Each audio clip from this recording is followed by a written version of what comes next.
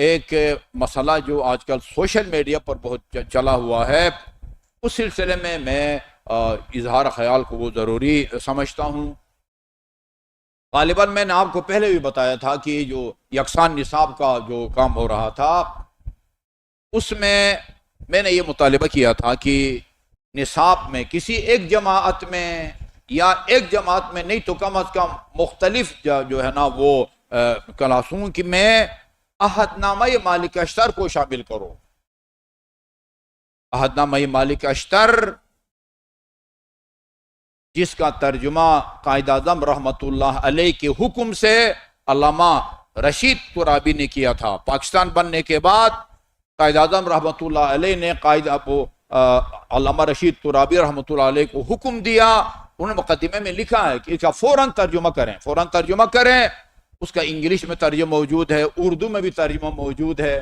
وہ جو ہماری ایک ملاقات ہوئی تھی چیف صاحب سے، وہ ترجمہ انگلش والا میں نے ان کو بھی دیا تھا۔ میں نے کہا تھا کہ اس کو جو ہے وہ ضرور پڑھیں، اور میں نے یہ بتایا ان کو کہ یہ وہ عہد نامہ ہے کہ جو امیر المومنین نے اپنے ایک گورنر کو بنا کے دیا تھا، اور قائد اعظم کے حکم سے علامہ رشید ترابی نے اس کا انگلش میں جو ہے نا وہ ترجمہ کیا ہے۔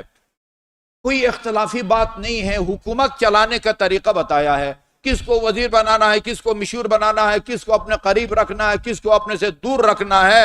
ملک معراج خالد جب قومی اسمبلی کا سپیکر تھا، اس نے اس کی کاپیاں وہ ہم خود اس سے ملے تھے ایک دفعہ، اس نے کہا کہ میں نے اپنے تمام وزراء اور ایمنیز میں اس کو جو وہ کیا ہے تقسیم کیا ہے۔ آپ کو پتہ ہے وہ کہ اتنا کوئی مذہبی بھی نہیں تھے ملک معراج خالد۔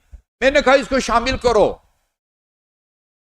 لمبا ہے وہ عہد نامہ، اگر ایک کلاس میں نہیں تو کم از کم ٹکڑے کر کے 5ویں سے لے کر مثلا وہ FA تک اس کو شامل کرو۔ ایک بندے خدا نے کہا کہ ہم اس کو شامل نہیں کرتے۔ کیوں نہیں کرتے؟ یہ نہیں کہ اس کے اندر کوئی مطلب غلط ہے، نہیں، اس میں مالک اشتر کا نام آتا ہے۔ مالک اشتر کیا کہتا ہے؟ یہ حضرت عثمان کا محاصرہ کرنے والوں میں ان کا نام تھا۔ میں نے کہا یہ کلام مالک اشتر کا نہیں ہے، یہ ہمارے پہلے خلیفہ اور آپ کے چوتھے خلیفہ کا کلام ہے نا۔ مالک اشتر کا نام بھی نہ لکھو بھائی، لکھو کہ حضرت علی کا اپنے ایک گورنر یا والی کے نام خط نہیں لکھا۔ اب یہ تازہ سوشل میڈیا پر لاہور کا ایک انتہائی غیر ذمہ دار، فتنہ پرور اور مفسد بندہ وہ پیچھے لگا ہوا ہے، حضرت عثمان کے قاتل ہیں۔ ایران نے جی ان کے نام پر جو ہے نا سائنس اینڈ ٹیکنالوجی یونیورسٹی قائم کی ہے، یہ حضرت عثمان کے قائل تھا۔ ابھی آپ الحمدللہ سوشل میڈیا پر جائیں، کسی جگہ یعنی 3 آدمی، کسی نے کسی کا نام لیا ہے، کسی نے کسی کا نام دیا ہے، طبری نے کسی کا نام دیا ہے، ابن کثیر نے البدایہ والنہایہ میں کسی کا نام دیا ہے، ان میں سے کسی ایک نے بھی مالک اشتر کا نام نہیں لیا۔ مالک اشتر کا نام نہیں لیا۔ وہ بلوائی تو بدری قرہ تھے، بہت اتنے بلوائی تھے، کسی کو بھی نہیں پتا کنفرم کی ان کو جو ہے نا وہ آخری وار یا ان کو پر کس نے کیا ہے۔ سب سے قریب جنہوں نے حملہ آوروں کو دیکھا، سب سے قریب سے وہ ان کی زوجہ محترمہ تھی۔ تاریخ میں اس کا نام نائلہ لکھا ہے نا۔ نائلہ سے کسی نے پوچھا کہ آپ بتا سکتی ہیں کہ حضرت عثمان کو کس نے شہید کیا، آخری حملہ جس کی وجہ سے وہ شہید ہو گئے وہ کون تھے؟ کہا کہ میں نے 3 آدمی ہمارے گھر میں داخل ہوئے تھے، تو نہیں تھا نہ، ادھر کوئی کیمرہ لگا ہوا تھا جس کو آج آن کر کے دیکھ رہا ہے۔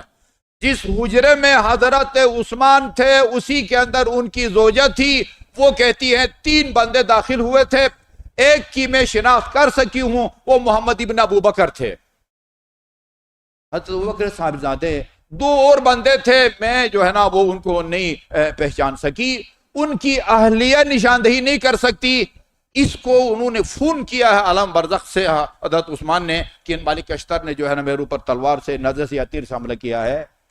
یہ فتنہ پرور ہے، اس کا کام جب بھی شیعہ سنی میں کوئی فاصلہ کم ہوتا ہوا نظر آتا ہے یہ مفسد بندہ کوئی نہ کوئی جو ہے نا وہ شوشہ چھوڑتا ہے، اور مجھے یقین ہے کہ اس طرح کے شوشہ چھوڑنے اور تفرقہ پھیلانے کا اس کو ٹھیک ٹھاک جو ہے نا وہ معاوضہ ملتا ہے۔ کسی ایک نے بھی آج تک جو ہے وہ مالک اشتر کا نام نہیں دیا ہے۔ میں نے آپ کو بتایا البدایہ والنہایہ نے کسی کا نام لیا ہے، میں ان کا نام بھی نہیں لیتا جی۔ طبری نے کسی اور کا نام لیا ہے، انصاف الاشرافہ نے کسی اور کا نام لیا ہے، خود ان کی اہلیہ ان کا نام نہیں لیتی، اگر لیتی بھی ہیں تو ان کا نام یہ نہیں فرماتی کہ انہوں نے محمد ابن ابی بکر حملہ کیا۔ کہا کہ ہمارے گھر میں 3 بندے داخل ہوئے تھے، ان میں سے ایک کو میں نے پہچانا ہے، وہ محمد ابن ابی بکر تھے، باقی 2 کو تو میں نے پہچانا بھی نہیں ہے۔ اور اس کو فوراً پتہ چل گیا ہے، وہ جو اس نے کیمرہ لگایا ہوا تھا اس کو آن کر کے دیکھا ہے، پتہ چلا کہ مالک اشتر جو ہے نا وہ حضرت عثمان کے قاتل ہیں۔ مالک اشتر کا جرم یہ ہے کہ یہ علی کا شیدائی تھا۔ نہج البلاغہ اٹھا کے دیکھے تھے، کان علی، وہ کہتے ہیں تمہیں کیا پتہ مالک مالک وما مالک، تم کیا جانو مالک کیا ہے؟ مالک کان علی کما کنت لرسول اللہ، مالک میرے لیے ایسا تھا جیسے میں رسول خدا کے لیے تھا، جس طرح میں رسول خدا کا دست و بازو تھا، اسی طرح مالک بھی میرا دست و بازو ہے۔ وہ کہتے ہیں کہ اگر مالک کوئی پتھر ہوتا، کوئی عام معمولی چوٹ سے ٹوٹنے والا پتھر نہ ہوتا، لوکانا حجرن لکانا سلدا، سلد ٹھوس پتھر کو کہتے ہیں جو ایک عام آدمی جو ہے نا وہ اس کے ہتھوڑے کے وار سے نہیں ٹوٹتا۔ پہاڑ ہوتا تو کوئی سرب فلک جو ہے نا وہ پہاڑ ہوتا۔ وہ امیر المومنین علیہ الصلوۃ والسلام اس کی شان بیان کرتے ہیں، یہ صرف اس لیے کہ علی کے شیدائی تھا، علی کا کمانڈر تھا، علی کا جرنیل تھا، اس کے دل میں بغض ہے، اور علی کے محب کا دشمن، ہم اس کو علی کا دشمن کہتے ہیں۔ اور یہ فارمولہ ہمیں علی نے بتایا ہے کہ تمہارے دشمن کا جو دوست ہے وہ تمہارا دشمن کا دوست بھی دشمن ہے، دوست کا دشمن بھی۔